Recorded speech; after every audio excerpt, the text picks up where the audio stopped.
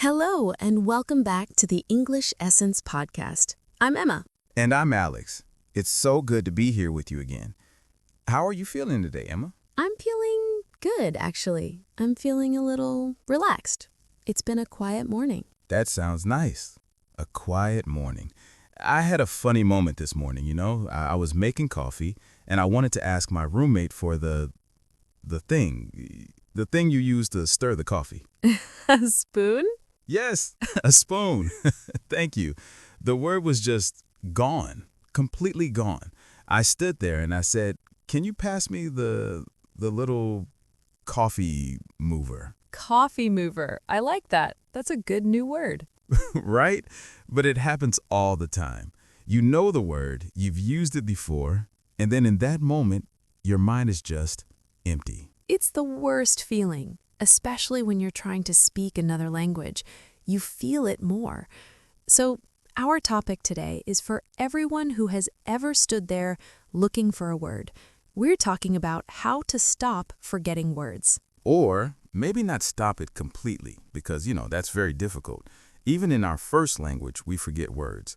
But how to feel better about it and how to find the words again more easily. Yes, how to feel calm when it happens, and what we can do in our daily life to help our brain remember. Exactly. So let's start with a feeling. That moment when you forget. What happens inside? For me, my heart beats a little faster. I feel a little pressure. Me too. I start to think, oh no, I must remember this word. Quickly, quickly.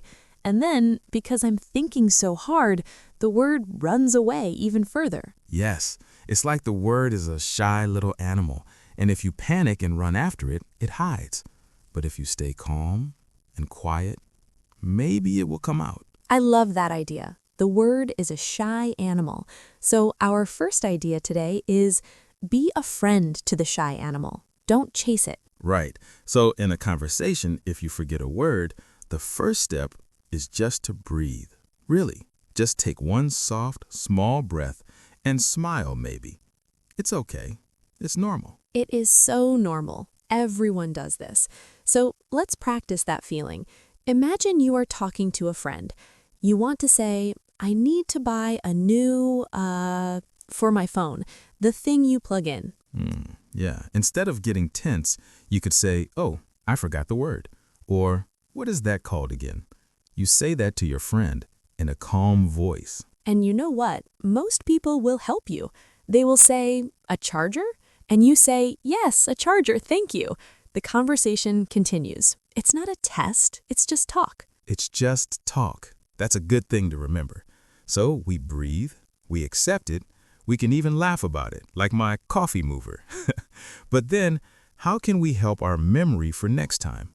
Let's talk about why we forget words. I think sometimes we learn words alone, on a list. Spoon, charger, window. We see the word, but we don't feel it. That's so true. We don't have a memory connected to it. It's just a word on paper. So when we need it in a real situation, our brain doesn't know where to find it.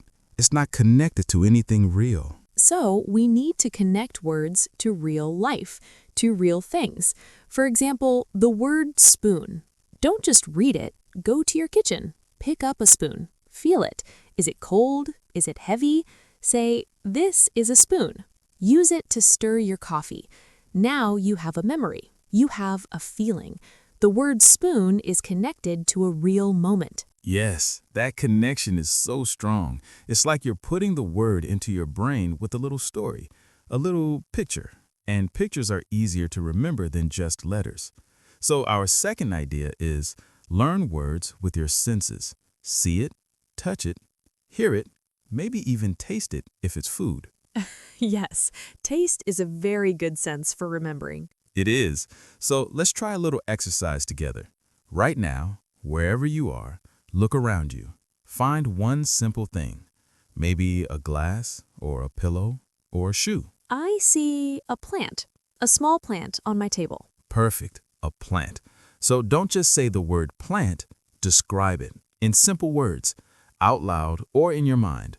What color is it? It is green, and the pot is brown. The leaves are small. Good. Is it tall or short? It's short, very small. Do you water it often? I try to water it every week, but sometimes I forget. Me too. I forget to water my plants. So now the word plant is not just a word. It's your small green plant that you sometimes forget to water. Next time you need the word plant, you might remember this little conversation. You might see the picture in your mind. That feels much stronger. It feels like a real thing in my mind. It is.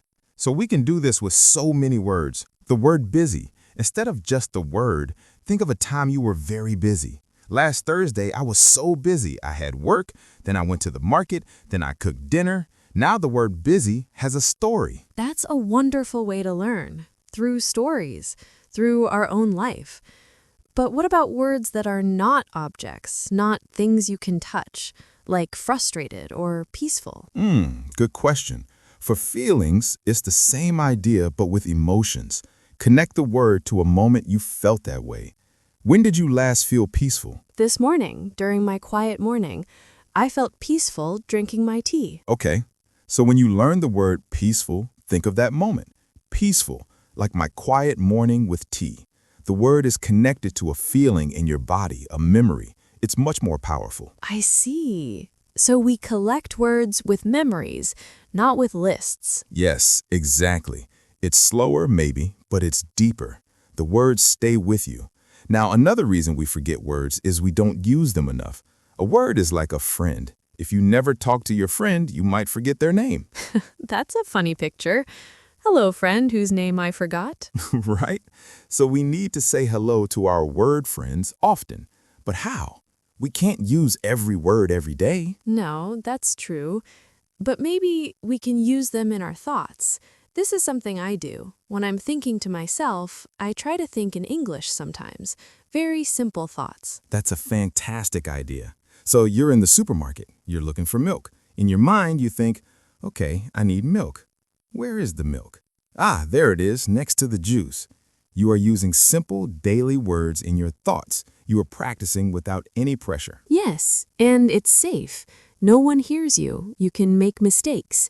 You can forget a word, and then you can think, what is that? The yellow fruit. Banana. Yes, banana. It's a gentle practice. I love that. Gentle practice. So our third idea is talk to yourself in English, in a kind, friendly voice. Describe what you are doing. I am washing the dishes. The water is warm. This plate is clean now. You are using the language in real time, connected to your actions. It makes English a part of your life, not just a lesson. And it really helps you remember the simple, useful words you need every day. It does. Now, let's talk about something else. Sometimes we forget a word because we are trying to find the perfect word, the exact correct word. But in normal conversation, people often use simple words, or they explain around the word. You mean like coffee mover for spoon? Yes, like my coffee mover. It's not the perfect word, but my roommate understood me. So another skill is explaining the word you can't remember. This is a super powerful language learners. How do we practice that? We can play a little game. It's a fun game. Think of a simple object, but don't say its name. Describe it until someone guesses, but you can play it alone too. For example, take the word wallet. How can you describe it without saying wallet? Okay, it's a small thing. You keep it in your pocket or your bag. You put money in it and cards. Your ID card. Perfect. A small thing for money and cards. That's a great description. People will understand purse or wallet. So when you forget the word wallet, you can say, I lost my small thing for money and cards, and people will help you. That takes away so much fear, because even if the exact word is gone, you still have language. You still have simple words to explain. You are not silent. You can keep talking. Yes, this is so important. The goal is communication, not perfection, just sharing your idea. So practice describing things. Look at an object and describe it in 3 simple sentences. What is it for? What does it look like? Where is it? That is a great daily exercise. Very calm, very useful. Now, let's think about the big picture. We want to remember words better. So we connect them to memories. We use them in our thoughts. We practice describing things. But also, we need to be kind to our brains. Our brains need rest to remember. Sleep is very important for memory, right? It is incredibly important. When you sleep, your brain is busy. It's organizing all the new things you learned. It's making connections stronger. So if you learn some new words today, the best thing you can do is sleep well tonight, really. So studying for many hours without rest is not so helpful. It's not. It's like putting more and more books into a messy room. The room is full, but you can't find anything. Sleep is when your brain cleans the room and puts the books on the right shelves, so the words are easier to find later. That's a beautiful way to explain it. So learning English is also about taking care of yourself, sleeping well, eating well, reducing stress. Yes, a tired, stressed brain forgets everything, even in our first language. So be a good friend to your brain. Give it quiet time. Give it sleep. This feels like a different way to think about language learning. It's not about forcing, it's about gentle daily habits. It is. Small steps every day. A 5-minute conversation with yourself, looking at 3 objects and naming them, listening to a calm podcast like this one. These small things build up. They build your confidence and they build your vocabulary in a natural way. And when you forget a word, you just smile. You think, the shy animal is hiding again. You breathe, you describe it, or you just say, I forgot the word. And it's perfectly okay. It is perfectly okay.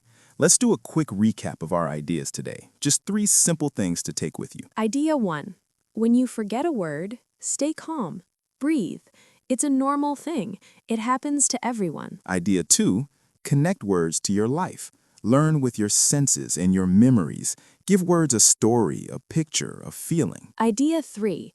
Use English gently in your daily life. Talk to yourself. Describe things around you. And remember to rest. Sleep helps your memory. And always remember, communication is the goal, not perfect words, just connection, just sharing your thoughts with simple language. We hope this conversation was helpful for you, and we hope you feel a little more calm about forgetting words. It's just part of the journey. If you enjoyed this slow conversation, please let us know. You can leave a comment. Tell us about your coffee mover moments, the times you forgot a funny word. We love to read your stories. And if you feel comfortable, try the exercises. This week, just pick 2 or 3 objects every day, name them, describe them, connect them to a memory. Go slowly. Thank you so much for listening to English Essence Podcast. We are so happy you are here with us, learning in this calm and gentle way. Take good care of yourself. Be kind to your mind, and we will talk with you again very soon. Bye for now. Goodbye.